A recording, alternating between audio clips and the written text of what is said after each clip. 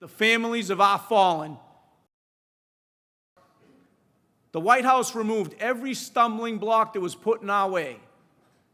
Occupational cancer is now recognized as a line of duty death, and federal death and education benefits are given to the families of our fallen because the Trump-Vance administration's steadfast support got it there. The administration has also backed our federal firefighters, protecting the collective bargaining rights of our 16th district members. As a senator, Vice President Vance was a strong supporter of the Social Security Fairness Act. After the 2024 election, when he was Vice President-elect, he returned to Washington and urged his Senate colleagues to pass the bill restoring dignity in retirement for millions of public servants. He supported the reauthorization of AFG and SAFER grants, programs that help fire departments hire firefighters and keep their communities safe. After the train derailment in East Palestine, Ohio, Senator Vance worked with the IFF and rail safety unions on the Railway Safety Act, bipartisan legislation to strengthen rail safety and improve hazmat training for firefighters. Before entering public office, then Corporal Vance served this country honorably in the United States Marine Corps, including a tour in Iraq. Brothers and sisters, please join me in welcoming Vice President of the United States, J.D. Vance.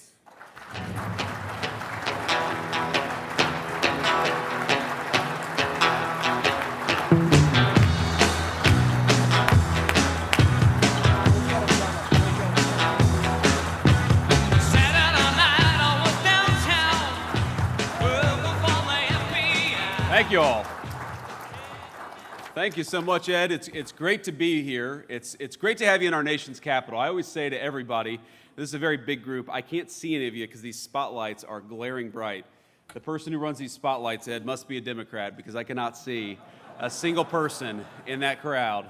But I'm told there's about 700 of you out there, and so I say to everybody, whether it's a small school group or 700 great firefighters from all across our country, that this is your nation's capital. This is your capital. Your tax dollars built these beautiful monuments and museums, and I know you got a lot of work to do while you're here in Washington, but I hope each and every one of you gets to enjoy this beautiful city, especially as the weather turns really nice here in Washington, D.C. Now, the one bad thing about the weather is when it starts to get warm, you know, as a politician, we're gearing up for political campaign season. And I'm probably as sick of politics as you all are, so that's the one downside. But I hope you enjoy this beautiful spring weather and enjoy your nation's capital while you're here. We're thrilled to have you.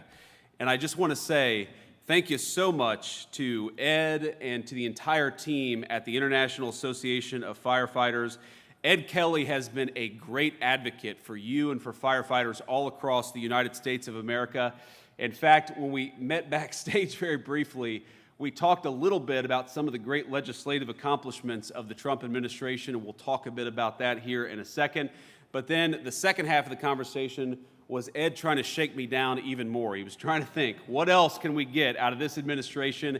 And I love that. I love a guy who fights for his people. I love a firefighter who knows he stands for and represents firefighters. And I hope all of you know that we're going to work with you over the next few years to continue to solve the problems that exist for our firefighting community. One of the things that a lot of you know about this administration and hopefully appreciate about this administration, but I'm going to make my pitch here, is that we have been unique among Republicans in that we haven't turned away organized labor. We have tried to find ways to work with organized labor. Not that we're always going to agree, but another great Bostonian, Sean O'Brien, the head of the Teamsters Union, we found ways to work together to serve working people. And there is no group of people that is harder working and more important for our community than our firefighters. And so thank you all for being here, and thank you for honoring me by inviting me to give you a few remarks today.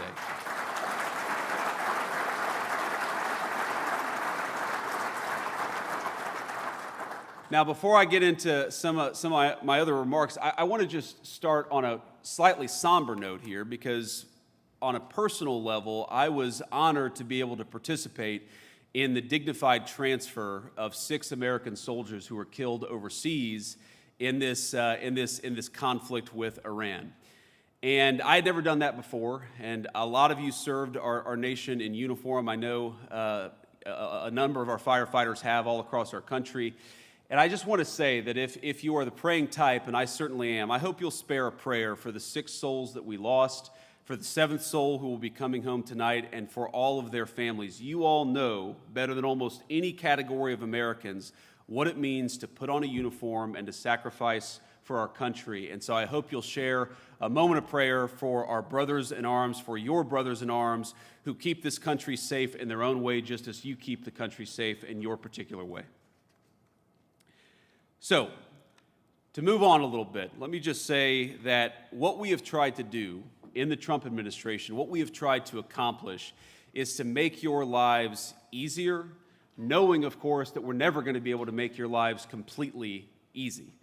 You guys have some of the hardest jobs that exist anywhere in the United States of America, and you represent thousands and thousands of firefighters all across the United States of America who make it possible for our communities to be safe, who make it possible for our communities to run smoothly, who make it possible for a kid to be able to call 911 if they have to and know that a man or a woman who is professional, who is competent, and who is caring is going to show up when we need them.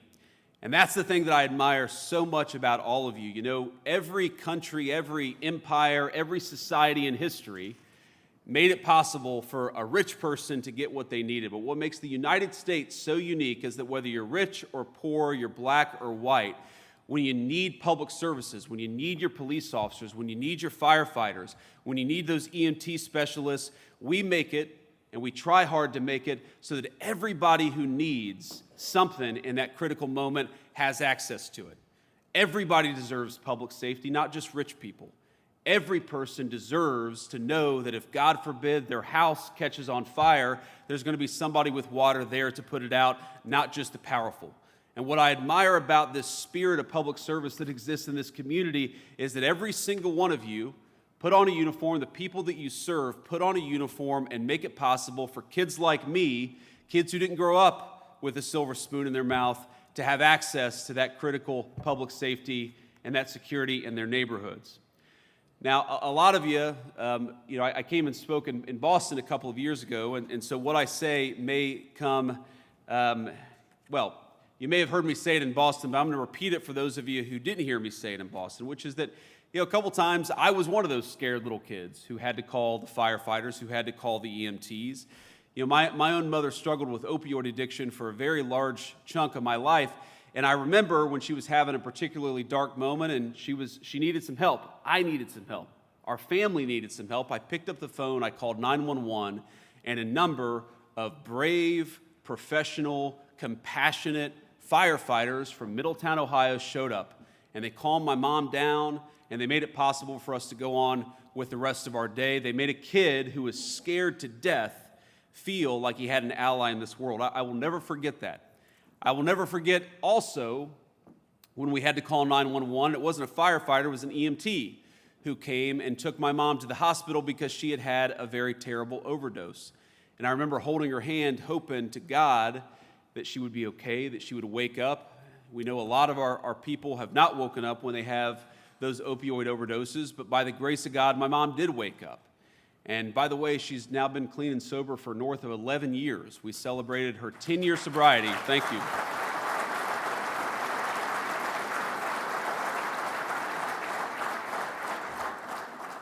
We celebrated her 10 years of sobriety in the West Wing of the White House. What an incredible testament to the American dream that a woman I thought would never live to meet my children is now the best grandmother to those children that they could ever ask for, and we celebrated that sobriety in the People's White House. But that moment, the many moments of second chances that we've gotten with my mom, and I love you, Mom, if you're watching this. She probably is. She watches everything. I don't know why, but she does.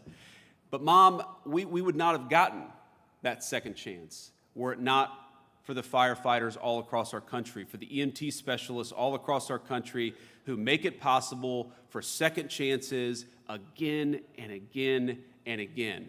What you guys do is not easy, and as you all know, it doesn't always pay as well as it should, but it does give people, millions of Americans all across this nation, a sense that somebody is looking out for them.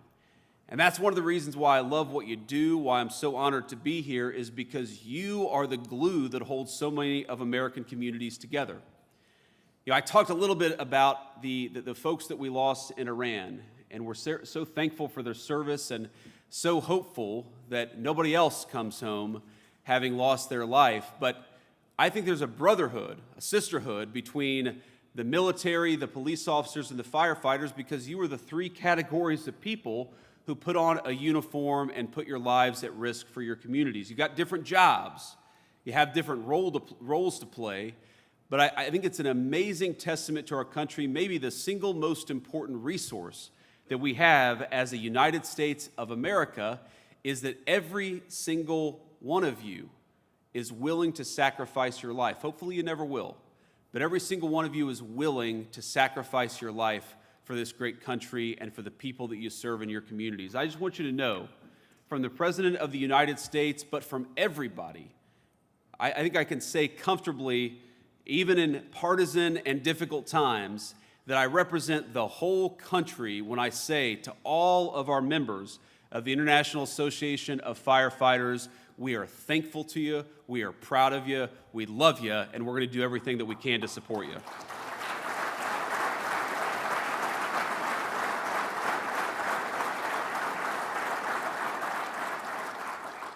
Now let me talk just a little bit about what it means to really support you, because I think it's important. It's of course important that the Vice President stand up here and say how grateful he is, and I certainly am. I'm grateful to each and every one of you and the people you serve, but it's not just about words, it's about action. And that's one of the things I'm proudest about this administration, is that we have actually backed up the pride and the support and the gratitude that we have for all of you with very meaningful action. You heard Ed talk a little bit about the Social Security Fairness Act. Well, one of the reasons why that happened is because the President of the United States, and I believe it was even before the inauguration, the President of the United States made sure that congressional Republicans stayed on top of that legislation, and we worked to get it done. That happened because of presidential leadership.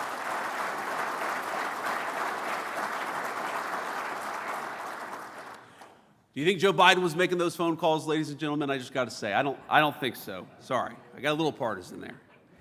But we owe it to Americans who've suffered through exposure to toxic chemicals, especially the first responders who seek to protect others from harm. We owe it to you to actually look after you and to take care of you.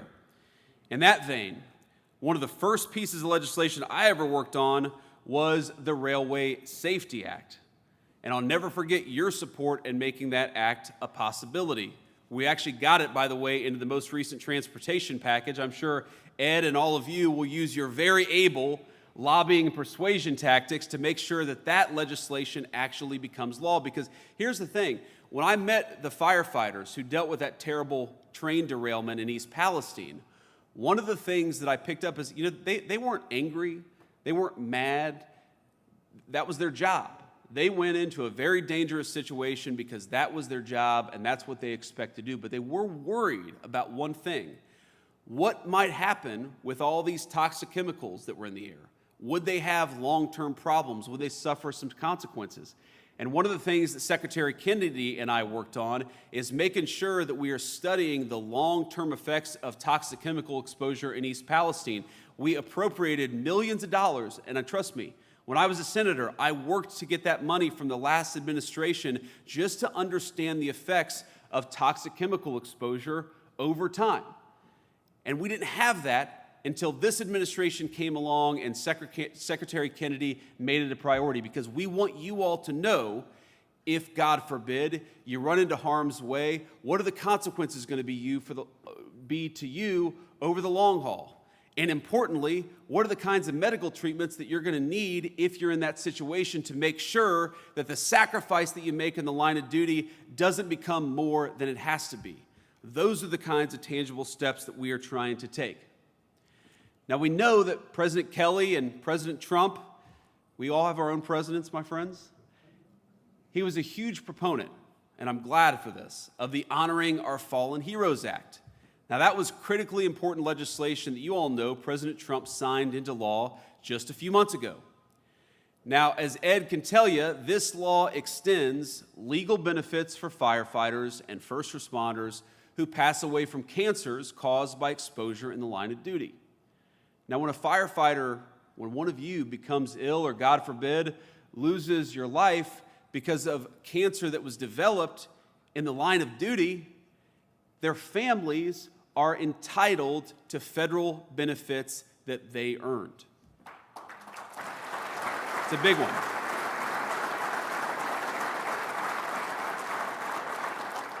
Now, I say they already earned them because we owe it to Americans who suffered through exposure to toxic chemicals, especially the first responders who go into harm's way to protect others from harm. That is what this administration is all about. Making sure that the Social Security system treats you fairly, making sure that you get the benefits, or if God forbid you pass away, your families get the benefits that you deserve, making sure that we take care of the people who take care of us. That is the legacy of the Trump administration when it comes to our firefighters, and that is a legacy that we're going to keep on building on over the next 3 years of President Trump's leadership.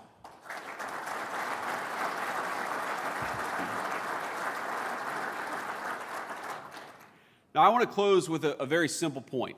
This is an administration that is fighting first and foremost for working men and women. I talked about that a little bit at the beginning. We're especially fighting for working men and women who serve the public interest, and that's what all of you do. You know, when I was a little kid, I wanted to be a United States Marine. Some kids want to be doctors. Other kids want to be teachers. Some want to be astronauts, but it's, as you know, a lot of little kids all across our country, they want to be firefighters. That's a great testament to the work that you do every single day. I guess my point here is that every kid in our country has dreams, and those dreams come in many shapes and sizes. And what I want most of all is for your service and your sacrifice to be rewarded by all of us living in a country where you don't have to be rich or lucky to obtain the American dream. You just got to have a little grit, a little determination, and a lot of hard work. I want all of us, your kids and mine, to live in safe neighborhoods. I want us to send our kids to good schools. I want our families to not have to live paycheck to paycheck. And that's why our administration is fighting for all the policies that we've been fighting for, from the low crime to reversing the inflation of the Biden years, because we want every single person in our community to be able to live a good life. What is the work of all of you, of our firefighters and our EMTs, if it's not to ensure that every kid has an opportunity to live in safety and security? You do your part every single day, and I'm proud of you for it. But that means that we've got to honor your service by doing our part here in Washington, D.C.